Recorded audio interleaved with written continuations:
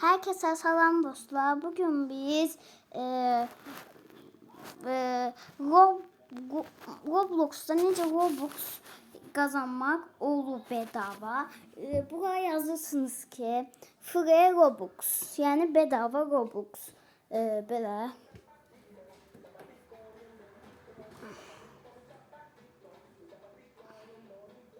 Robux geldi dostlar. Bakın bu şarkı aldanmayın.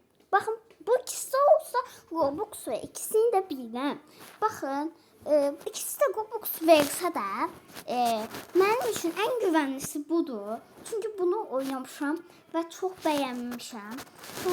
Puldan da başa düşer bilirsiniz.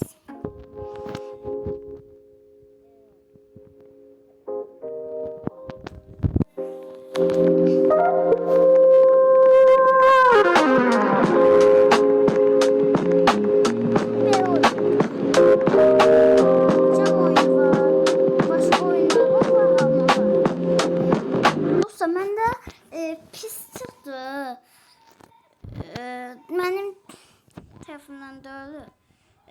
Amma ki, həqiqətən də gözəl pul verə bilən belə gözəl oyundur ki, həqiqətən də pul verir.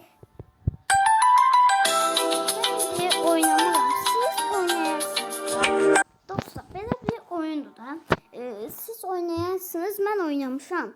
Bir de belə oyun var ki, bunu oynayarsınız ve bedava Robux verir. Bunların hamısını oynarsınız ve həqiqətən də bedava Robux verir.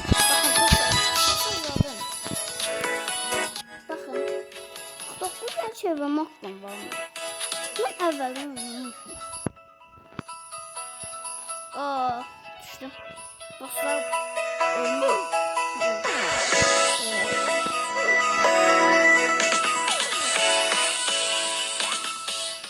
dostlar, bu değil. Neyse, biraz gidiyoruz. Bak, çatmış. Onun için de ne oldu? Biraz fazla atayım. Bir şey atalım. Çünkü dostlar, bakın çok buradadır.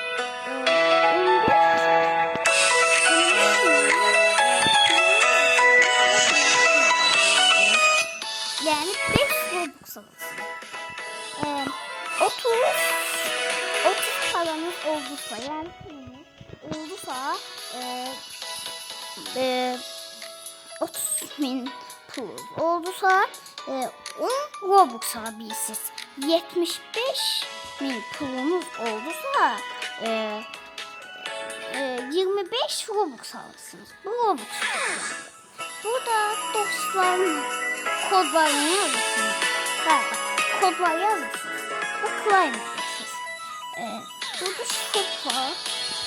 Bu bedava şeyler. Bunlar hamısı oynuyor. Nerede?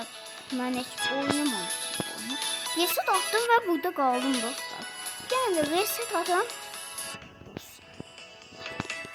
Dostlar, burada kaldım ya. Dostlar, daha bir şey bildiğinizde bunların hamısı bedava Robux veren oyunlar. Başka hiçbiri bedava Robux vermiyor. Ve ayrı da geldi. Videomuz bu kadar. Sağ olun.